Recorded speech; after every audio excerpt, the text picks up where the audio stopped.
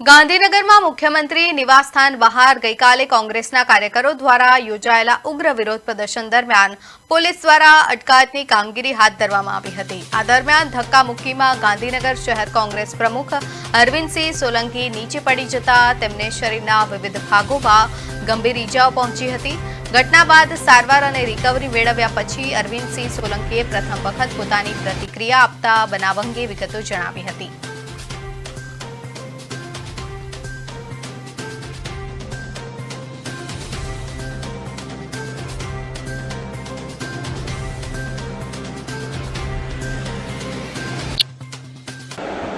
આખા દેશમાં જે નીટનું પેપર લીક થયું અને યુવાનો પર જે ગઈકાલે અત્યાચાર થયો અને લાઠીચાર્જ થયો અને રાહુલજીની જે ધરપકડ કરી અમારા નેતાની, વિપક્ષના નેતાની, એના અનુસંધાને ગઈકાલે અમે સીએમ હાઉસ ખાતે રાજીનામું આપે પ્રાઇમ મિનિસ્ટર અને અમિત શાહ સાહેબ એના અનુસંધાને અમે પ્રોગ્રામ કર્યો હતો।